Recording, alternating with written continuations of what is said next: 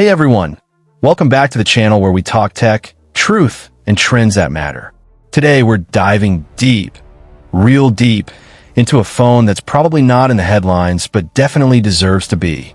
The Samsung Galaxy A36. You've heard of the flagship S series. You've seen the foldables.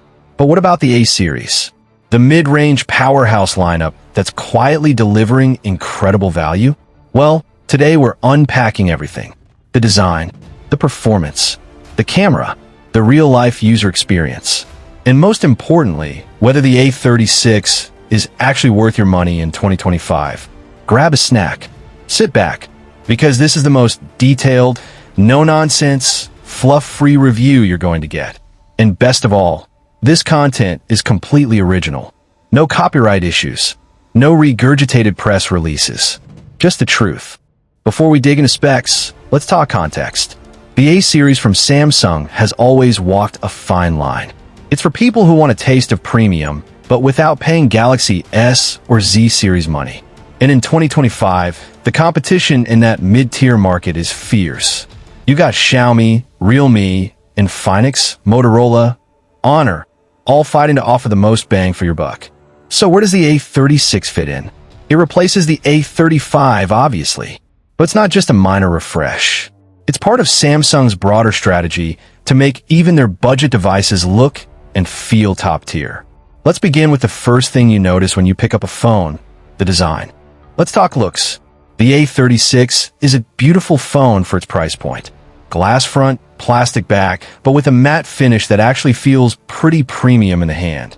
The camera island? Flat, modern, clean. A triple camera setup arranged with surgical precision.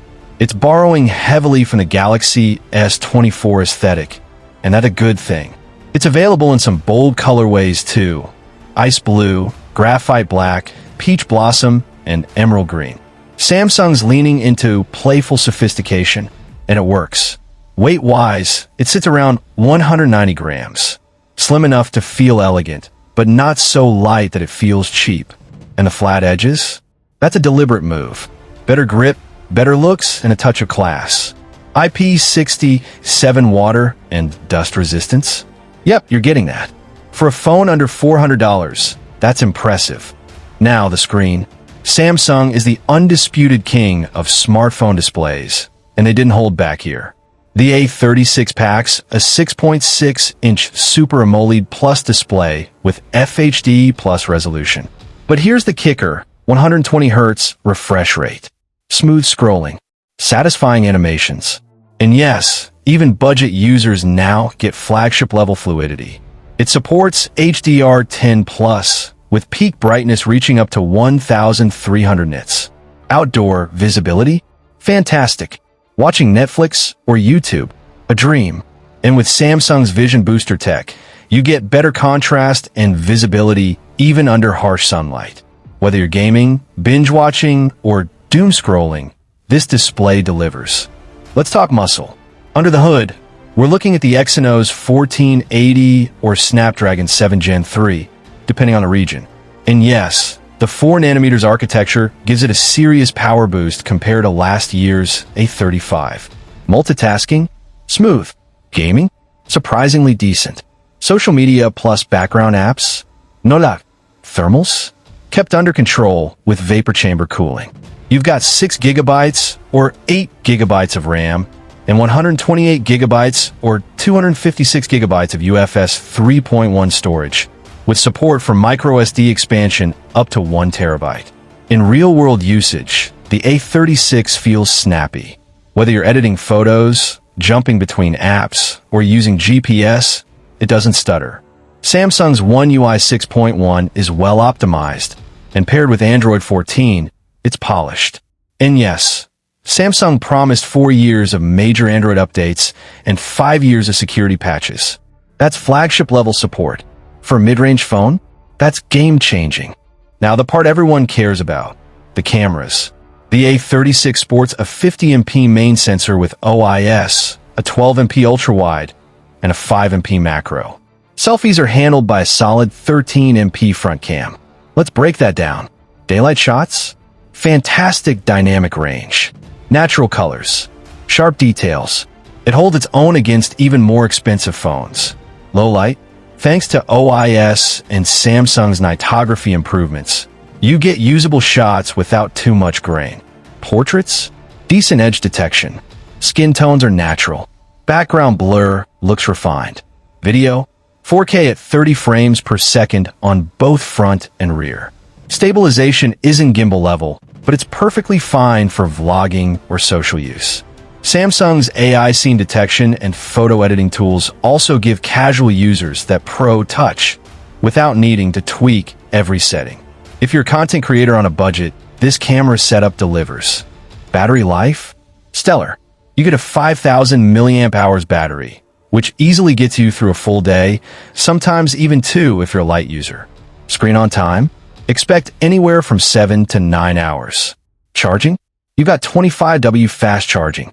It's not earth-shattering, but it'll take you from 0 to 100% in about 75 minutes. No wireless charging. That's the compromise at this price.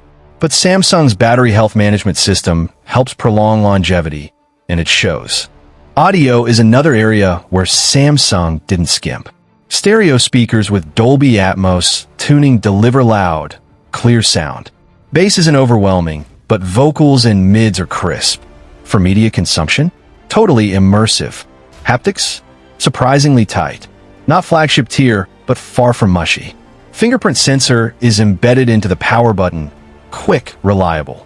No headphone jack, though. That ship has sailed. But the phone supports high-res audio over Bluetooth. Let's get real. This phone isn't just about numbers on a spec sheet. It's about how it feels to live with it. And the truth? The Galaxy A36 is a reliable daily driver. Whether you're a student, a working professional, or someone looking to upgrade from a 3 to 4 year old phone, this is a fantastic choice. No overheating issues, no major bugs, just a clean, simple, elegant Android experience with enough power and polish to last you 3 to 5 years comfortably.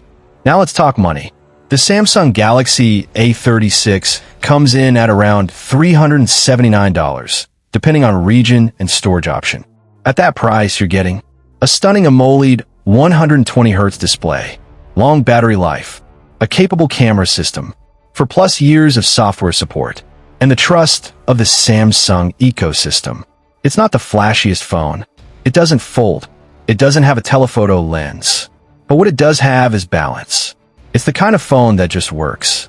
No drama, no gimmicks, just solid tech delivered in a clean package. So, should you buy the Samsung Galaxy A36?